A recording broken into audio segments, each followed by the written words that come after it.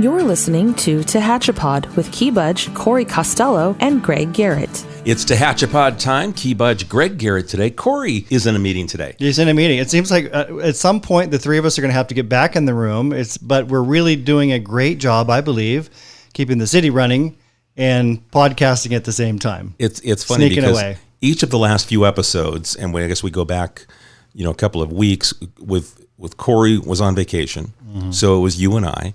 And then Corey got back from vacation, and then you've been tied up in meeting after meeting after meeting. So it was Corey and I. Yep. And now Corey's tied up in a meeting, and it's you and I. So two of the three of us are here. There you go. Hey, today, Greg, this is something that's really important to me. I know it's important to you. Something that we've been doing here at the city for the last 2 years is we've been involved with Houchin Community Blood Bank and doing community blood drives. And it's a big, big deal. And it was something that we really wanted to kind of push out because we have a successful drive. The community turns out, but there's still a lot of people that could use a little bit more knowledge or maybe a little bit more awareness of what goes on. And that's what we want to talk about today. I don't think most people know the importance of giving blood. And you say we at the city, Key, that's really you. Right, you have been driving this at the city for the last couple of years.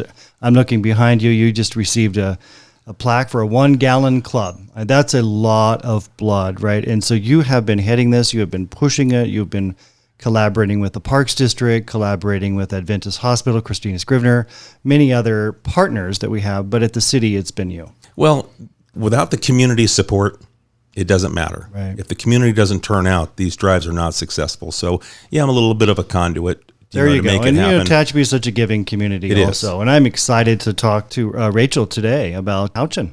Rachel Porlier from Houchin Community Blood Banks, the marketing director. You've driven up from Bakersfield to join us here in studio in Tehachapi. Welcome to Tehachapod. Thank you for having me. I'm excited to talk to you guys about donating blood. This is something that we've done, as I said, for the last couple of years. I think we've had probably in the neighborhood of 25 drives over the last 2 years, just that the city has helped push out. Now, you've got other areas of Tehachapi that are also involved in doing blood drives besides what we just do here at the city. That's correct. We have Bear Valley, Tehachapi. You guys have been huge advocates on blood donations, especially you, Key Budge. You've been great.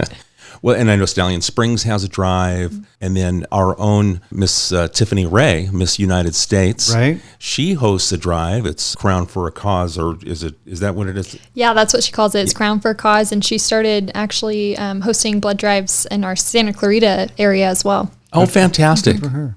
So lots of blood drives the last couple of years. How much blood have we given to the bank, to the Houchin Bank? Do we know the answer to that? I know it's a lot, but well, I know this year. Units, gallons, I'm not sure how it's measured. This year we've gotten about a little over 200 donations, and one donation can save up to 3 lives. So that's 600 lives right there. And those are just the ones that we've collaborated with Tehachapi Valley Parks and Recreation District and ourselves. Those are just 200 donors for our drives, not including what Adventist had done, what Tiffany at her drive over at TK's Pizza, Bear Valley and Stallion Springs. And then last year, our numbers were 600 units. 600 units for the 19 drives. That's a lot of blood that was donated during the COVID time. And that was between March and through, I think the last one was November. Mm-hmm. So during those 10 months, that was a huge turnout. 600 people came out. Yeah. And I remember I was working those drives and we were busy every second of the day. And it was awesome how many people were coming out during that time. Well, let's talk about the importance of donating blood. Why is it that it's important for the community to know that blood is needed? And maybe I'll add to that question, blood, but platelets, and there's the bone connection, and what is all that? Could you maybe break that out for us? Yeah, of course. So the products that we offer, especially at our donor centers and things like that, we have whole blood donations, plasma donations, and platelet donations. Whole blood is typically used for many different emergency situations, car accidents, elective surgeries, generic surgeries, many different things like that. Platelets is used for cancer therapy, and then plasma is used on burn victims. So a lot of people don't realize what happens to the blood after their donation, but it stays local. And so it goes to all of our contracts. our local hospitals, and it's saving people right here in our community. So it's just great knowing that your blood donation could be going to your next door neighbor, it could be going to a family, a friend, or even a stranger walking next to you at a grocery store. You know, you never know when something's going to hit you in the face, like bam, right? We have a dear friend, Tatum de Montmorency in Bakersfield. She's a 17-year-old young woman, just a beautiful woman inside and out. And she was diagnosed with leukemia not so long ago. She's in Kaiser down in LA, and she has already received 17 units of platelets and 13 units of blood since May 12th. That's saving her life. And I know there's a big drive in Bakersfield area because her family is beloved. You know, even if you don't know somebody with leukemia or a terrible car accident, whatever, it matters. It matters so much, and it doesn't matter until it matters. You just never know.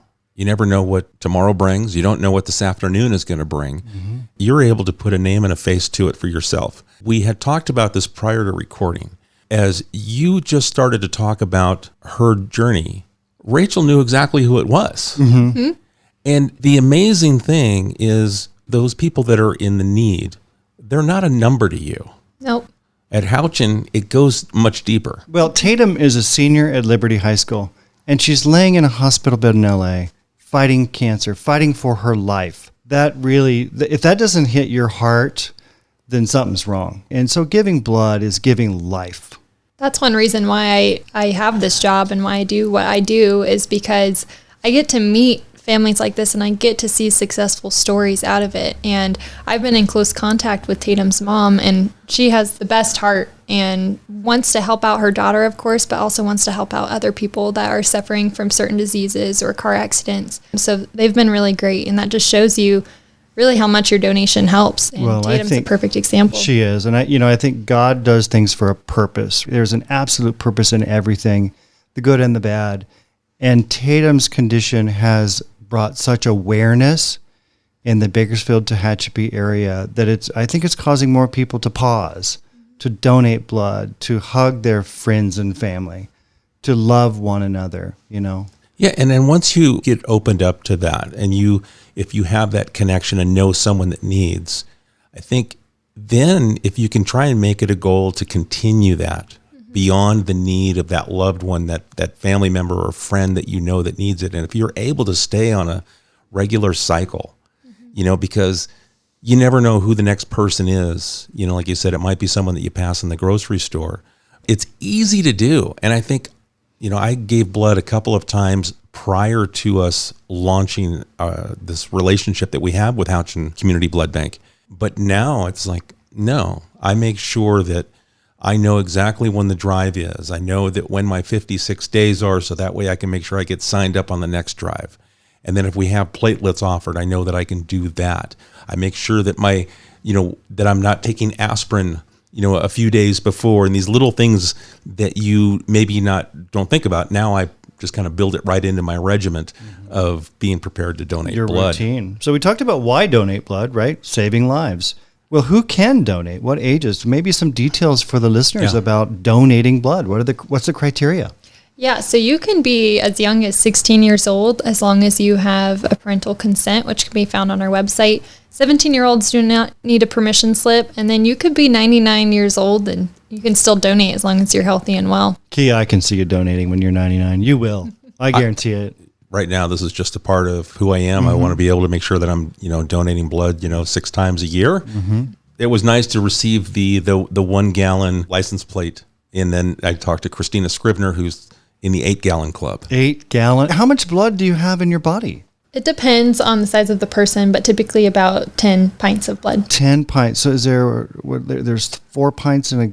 I think it's 8 pints in a You have to donate 8 times. I'm stumbling here, but help me out, someone. Yeah, 8 times. That's why it takes a year and a half in order to reach a gallon. Because you donate 8 times, and then you save 3 lives every single time you donate. So Key has already saved 24 lives. Wow. That's a big number. I didn't even thank you for saying that, because I puts didn't it into put perspective, doesn't it? It really does. But then when you put a name to it, and this young lady that is going through her journey, and to see that she's needed more, for her battle, and which she's going to do great and succeed. She is doing great, actually. We get reports all the time. Things are getting better every day, and you never think it can happen to you. It's always somebody else, right? It's always that other guy, But once it's somebody that's in your family or your friend, your circle of friends, then you start thinking about things, and that's where God is taking you, right? He's leading you to do something different. For me, when I think that number, you could save 3 lives with each donation, but there's different needs. And here this young lady has a bigger need. So more people need to step up, in order to fulfill that need. So potentially, yes, it could go to save 3, but sometimes individuals need more based on what their condition is. Right, it could be a horrible car accident. Right. You're on the operating table, and you just need to keep pumping in fresh blood, I suppose. Yeah, and to kind of put that into perspective, one car accident victim can use up to 80 units of blood. That's a lot of people that need to come in and donate for that one person. That would be equivalent to more than 2 of our drives that we do. That's a big number. Let's talk about maybe a little bit about the different facilities, because when we do, you've got 2 facilities that are brick and mortar down in Bakersfield, but you've got the mobile unit as well. Let's first talk about the brick and mortar facilities down in Bakersfield, because like we talked to many of our people that are listening to this podcast, they've commuted to Bakersfield. They work in Bakersfield. We shop in Bakersfield. Right. Maybe where they are and how long it takes, right? Yeah. You could weave it into your day. Exactly right. We have 2 donation centers. One's on Truxton Avenue, and then our newest one that was built in 2013, that's off of Buena Vista Road.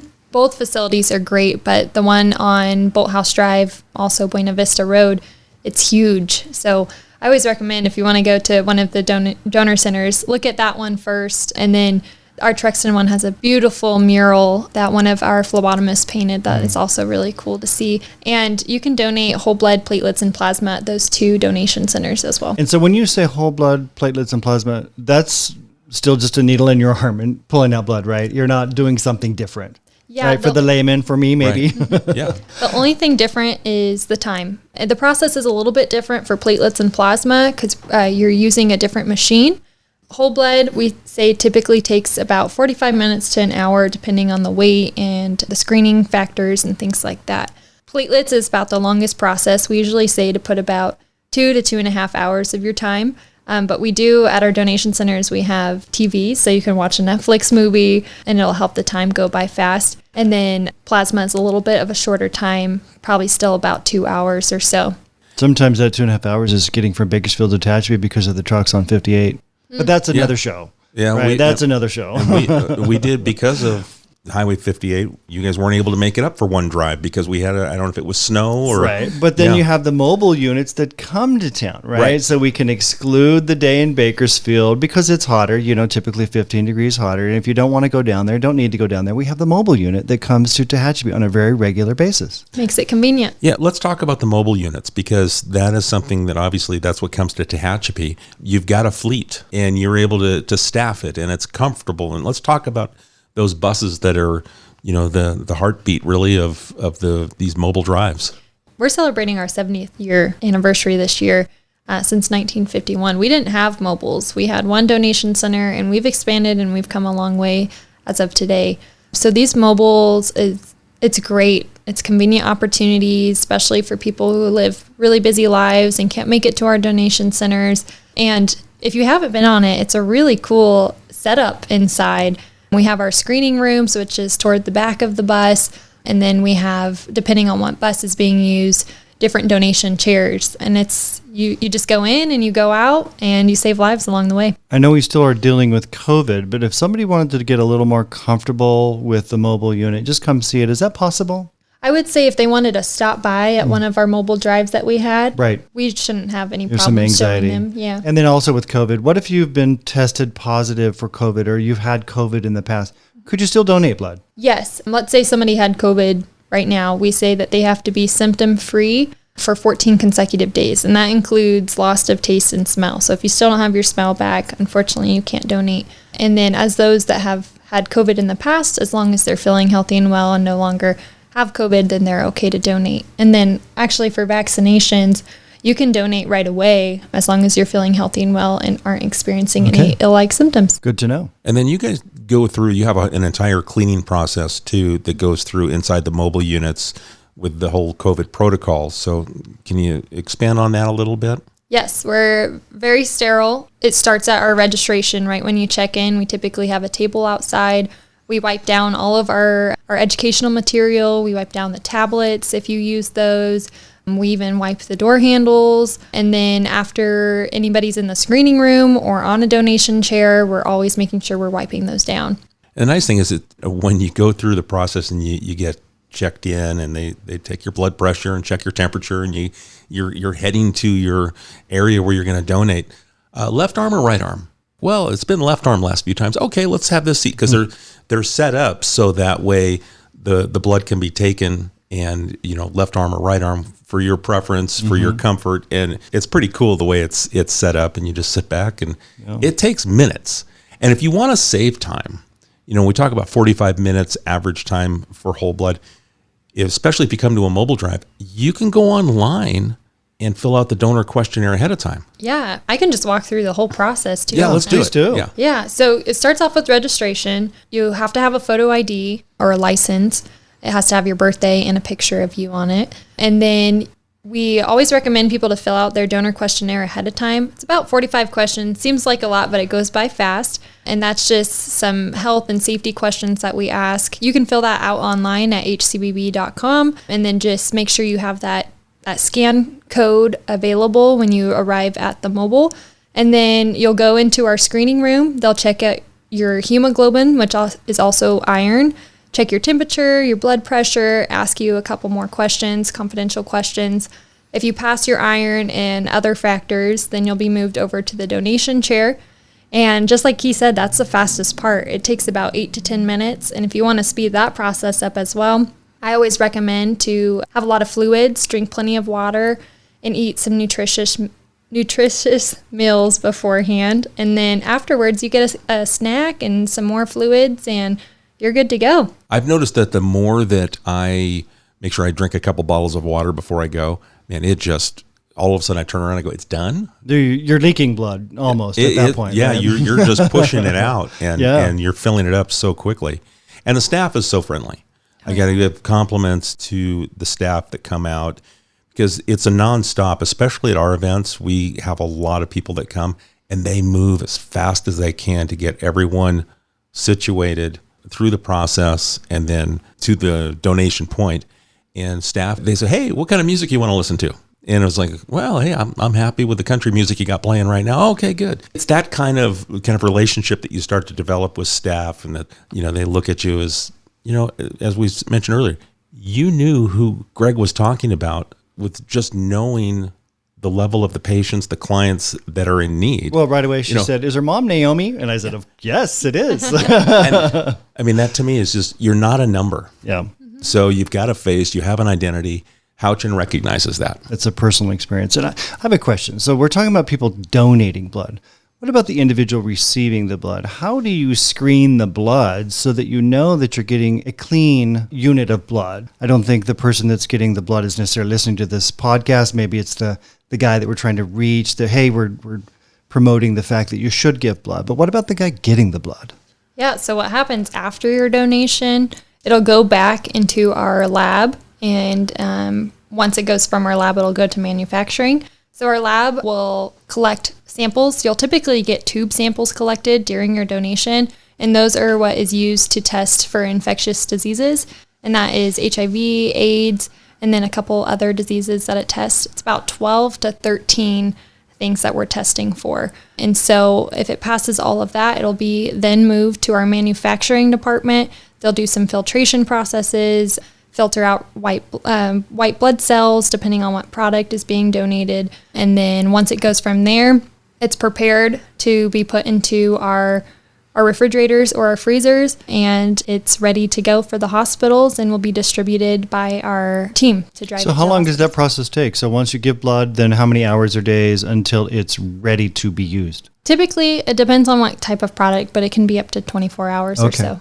The blood products that we donate have a shelf life. Yes. They're not an infinite. Well, it's a living lifespan. organism, right? I mean, it's part of us. It's part of our body. That's probably the reason why we need to make sure that we continually stay on top of scheduling and donating blood on a regular Right, you know, because every time once in frame. a while you hear, there's an urgent call for blood because there was something going on, or maybe the holidays and people were busy, or, but the shelf life is really reverse engineering everything, isn't it? Yes, I think it's platelets. I'm blanking right now, but I believe platelets is 5 days shelf life. Right. That's Yeah, not it's very quick long. turnaround. Yeah.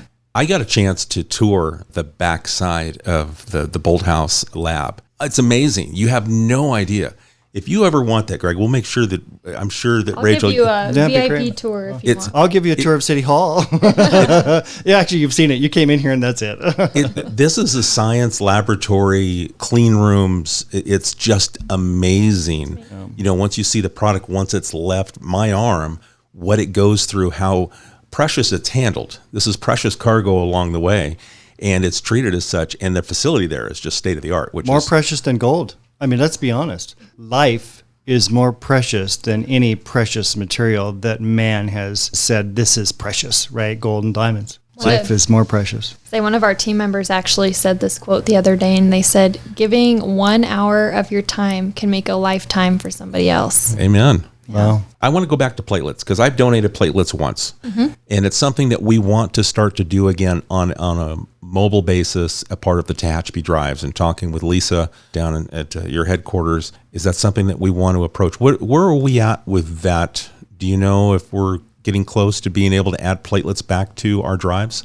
Yeah, so we do have, it's not as common, but we do have platelet drives in different areas. Ridgecrest is a big one. Typically, those aren't hosted on mobiles, but we'll have to find a location, and then we'll bring chairs and then the platelet machines, and we'll set it up inside. We were able to do that at Tehachapi Valley Recreation and Parks District, that Corey was able to open the doors to their room just before you go into the gym where they hold some classes. So hopefully we'll be able to coordinate and balance the calendar out again and be able to do it, because it was a very nice room to do that.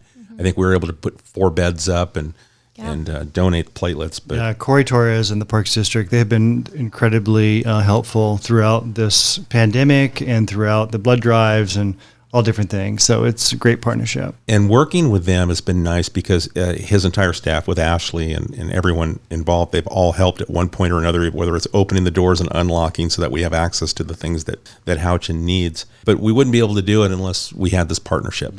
So, as much as we always talk about the city and the city drives, it's a city and Tehachapi Valley Recreation and A lot Parks of times when we District's say drive. city, I have to clarify this myself, and when I'm in groups or meetings speaking, when I say city, I don't mean city employees. I mean the people that live here. Right. Right. I mean, they're the ones It's that our own this community. place, and they're the ones that hold us accountable, and they're the ones that demand excellence, right? And so we're working for all of the entire city and community. So as we talk about that, we're here in the city of Tehachapi drives, where we partner with TVRPD. We're doing that every 2 months. Our next drive will be in September. But in between, you've got a drive that you're hosting at Adventist Health Tehachapi Valley. Yes, that's on August 25th. So so we're alternating sites right now. They're going back and forth between the hospital and over here at the Parks District to make it as convenient for everyone in the community.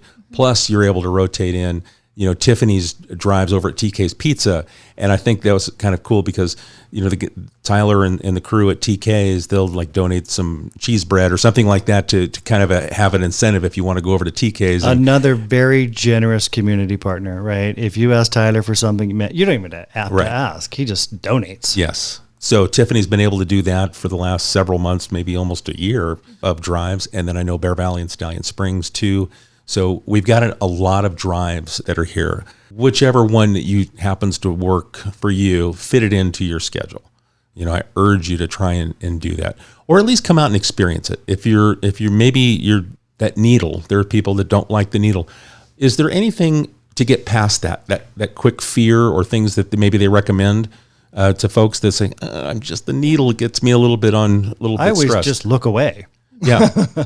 It's different for every person. I always say it pinches for a split second, but the donation that you do will literally last a lifetime. And so it's worth it. And you don't even realize after that first poke. And so I usually typically recommend to look away. And then also I always tell the phlebotomist to distract them, have a conversation, get to Right. know the donor, and things like that. Because having a conversation, it distracts you from what else is going on. So that's typically what I recommend. So they could poke you, instead of doing 3, 2, 1, they would 3, 2, and then poke before they got to 1 or something like that. Yeah, that works.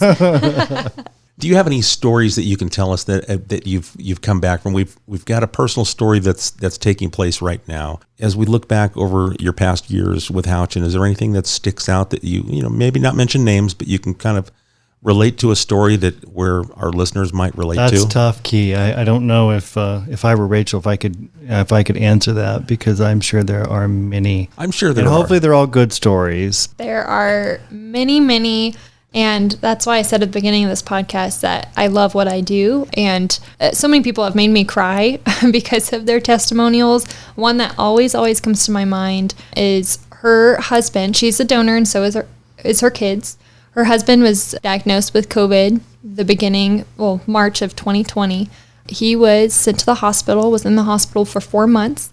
I think he lost probably 80 pounds or so. He was very, very skinny. He had to relearn to walk. And when he got out of the hospital, it was amazing because we got to see him receive CCP, which is COVID convalescent plasma. We got to see how much he has improved throughout those 4 months. And we got to see him fight. So it was just amazing hearing his wife and his kids' testimonials and just showing how much of a big advocate they are for blood donations, because it was helping somebody that they knew, their dad and their husband, and it was just phenomenal. That's a great story. Yeah. You can help tell these stories by donating. And we encourage you to go to HCBB, that's HouchinCommunityBloodBank.com. There is a place to donate, and then you can look at all the different drives. So you have a choice. I looked at it today, and I saw Tiffany's drive for Crown for a Cause. I saw Stallion Springs has a drive coming up. And then I know that Adventist Health has one coming up, and then we're following, another 5 or 6 weeks. So there's plenty of opportunity, and it's constantly available. Or if you go to Bakersfield, we've got the 2 sites on Truxton and on Bolt House out off of, was it Buena Vista? Buena Vista and Truxton, and we're open all days of the week except for Sunday. It's you guys make it really easy to do it. So again, HCBB.com. And if you have any questions, it's 661-323-4222. Rachel, is there anything else that you wanted to bring up, maybe we didn't touch on yet, that you want to get the message out to our community? Well, I just want to, give a shout out to the city in general, because you guys have been huge advocates and you continue to show up whether there's a pandemic or not. So I would say continue to do that. Continue to encourage your friends, your family, even a stranger to come in and donate, because we've talked about a couple stories of how your donation really helps people right here in our community. It's just an amazing time that we've spent with you this afternoon, Rachel. We appreciate what you do, what your team brings, and it's just life-giving. And so I really, where do you kind of end this podcast? Because it's quite heavy, at least for me personally, because of the personal, my brother's son had leukemia several years ago, went through the same process. Now we have a personal friend. And it's every time it gets harder, and you can make it easier by donating blood, saving a life. Every donation up to 3 lives can be saved. Right. That's impactful. Again, HCBB.com, HouchinCommunityBloodBank.com. You can sign up on their donor portal, and then the questionnaire, if you fill it out, it has to be done the day of the event. You can't fill it out a week ahead of time or the day before. It has to be done the day of the event, so that way all that information is exact, because there are some important questions about how do you feel that day and things like that. So we're helping you trim a little bit of time. If you're out, got to do it on your lunch, you can squeeze it in. Make that time to do it. So we encourage you. And if you have any questions, you can call me right here at the city. Since I'm doing it every 2 months, I can tell you what it's been like for me. You're an expert. I am now. Right, and I got the license plate framed. I'm impressed. I tell you what, it's impressive. So we encourage you to think about donating. Maybe we've got a business out there that wants to host their own drive. Yeah. There's probably room to even add another drive somewhere along the line on a different day. I know that weekends maybe, or whatever. What would someone do if you want to start a drive? So if anybody wants to host a blood drive, I would go to HCBB.com, and there's actually a tab on there that says host a blood drive. You just fill out that quick questionnaire, and that's sent directly to our community development department. Love it. That makes it easy. For sure. And real quick, what about finances? What if somebody wanted to donate money? Is that possible? We have a brick program that if somebody wants to buy a brick on behalf of a family member or something like that, we've had some bought for somebody who passed away from cancer. Their family will buy that brick in memory of them, and then that's displayed at our boathouse location. Very expensive. If you've ever seen the mobile unit, it's not just a mobile or a motorhome running around, right? It's a specialty. It probably cost $1 million. And then these 2 brick and mortars, and the overhead, the employees, I can only imagine what the budget is year over year. And that laboratory to get And the the equipment, lab, and because Houchin has received accreditation on a national basis for the facilities that you have at both Truxton and over on Bolthouse. So, that's something else we shouldn't glance over is that, to be nationally recognized and reach those levels is important. So, folks, if you have any questions, maybe it's a question about donating, and if it's not there on the website, I'll get it to Rachel. You can send us an email, and I'll shoot it right over to you. Yeah, I'd be more than happy to answer. There you go. And if I don't know the answer, I'll find somebody that does. Perfect. And that's at media@TehachapiCityHall.com. Again, if you have any show ideas, thoughts, a comment, maybe it's not a question, but it's something that maybe motivated you from what we talked about today. We'd love to hear that because those are the things that kind of keep the juices flowing and motivate us on that next topic, and it helps validate what we're doing. So we appreciate any kind of engagement you can give us. Send us that email, media@TehachapiCityHall.com. We appreciate your time. Rachel, thank you for making the drive up here and just sharing what Houchin is doing for the community. Yeah, thank you for having me. I had a lot of fun. Greg, anything else in closing that we want to talk about? I would say #Team Tatum. If you want to follow her story, and if you want to get inspired by a young lady that is fighting and will beat leukemia, follow her story and get inspired. That's the perfect way to end it. Tehachapod is a conversation about Tehachapi designed for the people who live here or who would like to know more about this mountaintop community. If you have a question you would like answered, email media@TehachapiCityHall.com. We will try to answer it on a future episode of Tehachapod.